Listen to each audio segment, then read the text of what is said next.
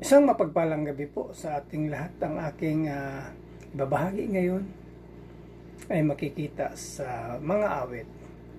Kabanata 65, talata 1 hanggang 4. Ito po ang sinasabi: pagpupuri at pagpapasalamat. Marapat na ikaw, O Diyos, sa Zion ay papurihan. Dapat nilang tupdin doon ang pangakong binitiwan, pagkat yaong panalangin nila iyong dinirinig. Dahilan sa kasalanan, lahat sa iyo ay lalapit.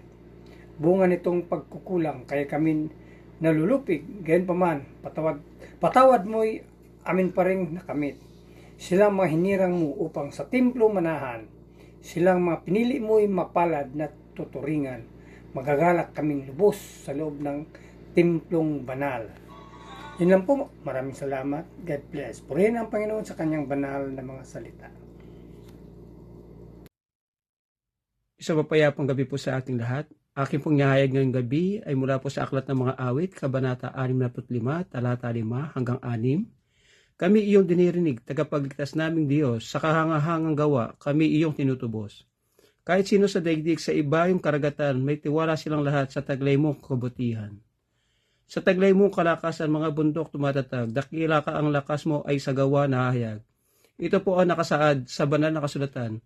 Ibigay po natin lagi ang mataas na papuri at pasasalamat sa ating Amang Lumikha. Amen.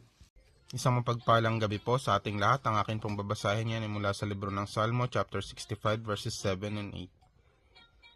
Pinatatahimik niyo ang ingay ng mga alon, ang hampas ng karagatan at ang pagkakagulo ng mga tao.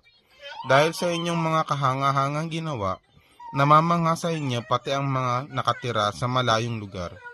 Mula sa silangan hanggang kanluran, ang mga tao ay napapasigaw sa tuwa dahil sa inyo. Amen. God bless po. Magandang gabi po sa ating lahat. Ang babasahin ko po ay mula po sa Salmo, chapter 65, verse 9. Inaalagaan niyo ang lupa at tinidiligan ng ulan. Pinabubunga at pinatataba niyo ito.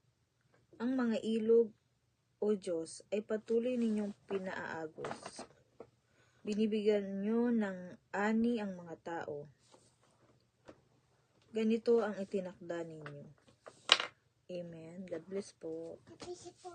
Hello po, ang aking Bible verse for today is from the book of Psalms, chapter 65, verses 10 to 11. Sa binungkal na bukirin ang ulan ay masagana. Ang bukirin ay matubig at palaging basang-basa. Sa banayad na pag-ulan ay lumambot yaong lupa. Kaya naman pati tanim ay malago at sariwa. Nagaani ng marami sa tulong mong ginagawa at saan man magpunta kay masaganang masagana. Amen. Ang mabuting balita ng ating Panginoon. Isang mapagpalang araw po muli sa ating lahat at tayo po ay nasa Psalms chapter 65 verse 12 to 13. Sabi po dito, ang mga pastulan sa ilang ay dinidiligan at ang mga burol ay nabibihisan na kagalakan.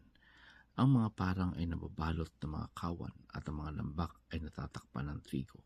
Sila'y sumisigaw sa kagalakan, oo, sila'y umaawit. Ang Psalm 65 po, ito po ay papuri sa Diyos bilang tagapagbigay ng pagpapala at kasaganaan. So dito po natin makikita na yung talata, inilarawan po dito yung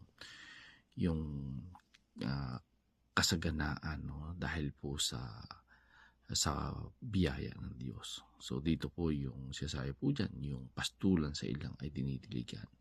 So dito po natin makikita na talagang may mga lugar po sa mundong ito na talagang nandun yung tagtuyot, may kakulangan. Ngunit kapag ang Diyos po yung kumilos, kahit yung lugar ay tuyong-tuyo o hindi inuulanan, ay pwede po itong baguhin ng Panginoon. So ibig sabihin, ang sitwasyon na wala ng pag-asa ay nagkakaroon po ng pag-asa pag ang Diyos po ang kumilos. So dito din po, sabi din po dito, ang burol ay nabibihisa ng kagalakan. So pag sinabi pong nabibihisa ng kagalakan, ay ito po ay larawan ng paglalagay ng kasuotan. So ibig sabihin po ay yung yung kalungkutan, no, kapag ito ay binihisa ng Panginoon ng dahil, no, doon sa pagpapala ng Diyos, ay napapalitan po yung lungkot ng kagalakan. No? Dito po natin makikita na ganon kagrabe, no, yung isang sitwasyon na hindi, kumbaga, nasaan yung kalungkutan o nasa kalagayang kalungkutan kapag ang Diyos po ang gumalaw. Nandun po yung garantiya na magkakaroon po ito ng pagbabago. Yung imposible, naging imposible. So, purihin po muli ang Panginoon, and God bless everyone.